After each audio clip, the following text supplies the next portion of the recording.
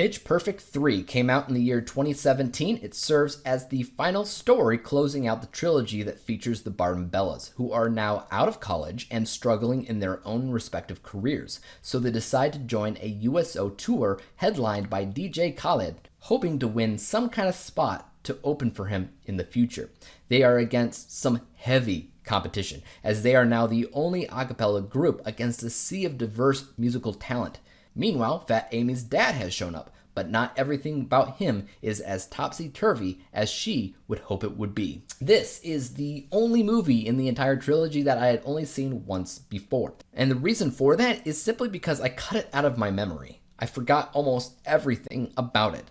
And I'm not alone in that either, because the same goes for my wife, who loves the trilogy, as well as a few friends who also couldn't remember anything about it other than maybe something about a boat. And yes, there's a boat in the movie. It's in the beginning and it's at the end, but it is not the main thing about the movie, but maybe it's the most memorable because it is at the very beginning and end of the movie, I guess, maybe, I don't know. So overall, I was a little bit apprehensive to rewatch the movie. And truth be told, I don't think it is horrible. I actually have a couple of hot takes with it as a whole, because there are aspects that I think are better, at least in theory, than the second movie. But there's also some pretty strong reasons as to why it's also very hard to remember this movie. Let's talk about those positives. The music. Undoubtedly, without question, the best aspect of Pitch Perfect 3 is the music. It's the soundtrack. Almost every song that they chose to sing in Pitch Perfect 3, I found to be recognizable,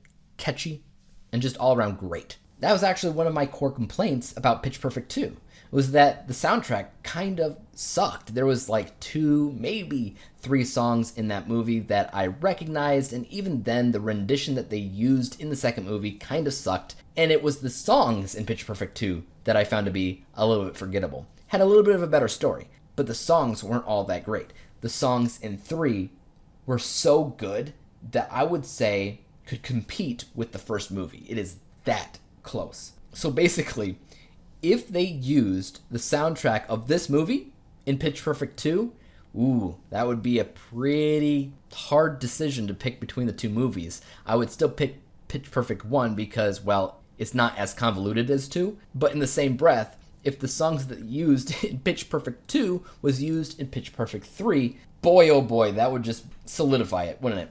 Pitch Perfect 3 would absolutely suck in every possible way at that point. So, when it comes down to the music, if that is the reason you are watching this series, this franchise, you won't be disappointed with Pitch Perfect 3. This is a good movie when it comes down to the music. The next positive I would say is that it dared to be different. One of the other complaints that I had about Pitch Perfect 2 was that it was a carbon copy of the first movie. It had the same exact structure, just redressed as something different. Pitch Perfect 3, on the other hand, had a completely original story other than a couple of shout-outs to the series as a whole. Like, it had another riff-off type of thing in this movie, but it felt different because it wasn't all a cappella. But overall, it dared to do something different. I wouldn't necessarily say that the decision that they took was exactly the best choice in the world, but I appreciate their attempt to do something different at the end of the day, regardless of whatever flaws that it might have had. I mean, for instance, it kind of took the Fast and Furious route, basically taking a massive swerve away from where it began. They realized that fans really like the outrageous comedy, and so they're like, let's just focus on that. Let's go crazy. Let's introduce some like spy/espionage stuff into the mix.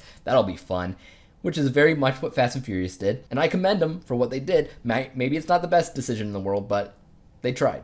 They tried. The comedy is the next positive. I think that every movie in this franchise is funny. There's elements in this third movie that I definitely had a lot of fun with. I don't think that it's as strong in the humor department as the first 2 movies are. I do think that it has moments. It's just not as consistent. However, the chemistry between the characters of the Barden Bellas is always incredibly strong. That is what makes this movie work when it works. Now, when it comes down to the negatives, I think the biggest thing is that it is indeed forgettable. But why is it forgettable? I think it's just a story that you don't care about. That's why it doesn't stick with you. There's no real stakes going on. There's no real drive. The characters are singing together simply because they miss singing together and they just wanted to find an excuse to do it. So they go to this USO tour. But again, there's no stakes, there's no drive past that. Sure, one or two characters has daddy issues, but you don't really care that much. It's not a collective thing. The Barden Bellas are a collective group, and as a collective group, they aren't really collectively trying to do anything other than sing. Maybe win this DJ Khaled thing, and again, that's another thing that you don't care about. It's just a plot point. Heck, what they're doing isn't really competition. The only thing plot-wise that shows up is like this kidnapping thing towards the end, and it felt forced. In order for the movie to have a climactic ending, there's so much that feels unnecessary. And I think that is why this movie ends up feeling forgettable. So while I understand that the movie needed the Bellas to do something outside of college, because in college, they have competitions, there's a reason for them to sing, and now there's not really any reason, so they kind of had to force something to happen for them to do it. I just don't think any of that was really all that necessary. And all the spy stuff, all the espionage stuff felt very shoehorned in to create stakes that otherwise didn't exist in the movie. It just obviously is not all that great. I just don't care. I don't care. Overall, what are my final thoughts about Pitch Perfect 3? Overall, I think that this is an interesting movie. I will say that. It's interesting. It's funny at times. It had the gall to do something different, which is something that Pitch Perfect 2 struggled with. It had really good music. But it was also a very forgettable movie for a reason. This was a story that nobody cared about because there were no real stakes. And the stakes that it entered were very shoehorned and forced in there. All the Bella's emotional, independent stories also felt forced. Anna Kendrick's character, Becca, she had to find her own voice in this one, just like she had to in the second, just like she had to in the first. And in this one, she's like, oh, my voice? I figured it out, guys. It's still acapella, but instead of the entire group helping me in the background, I'm just going to record myself do all of the vocals and then I'll sing. That is great. Is it though? It just means that all the rest of the people are unnecessary and stupid. I don't know. What is my final score for this movie? You might be surprised, but I gave it a 71 out of 100 possible star rating, which is a B- letter grade, which means overall when you rank the three movies, it looks like this. The worst is the second movie. Just because the movie is a carbon copy of the first, it's convoluted and the music sucks. The music is better in 3 and has a story that is a lot less convoluted, even if it is unnecessary. So it's slightly rated higher than 2.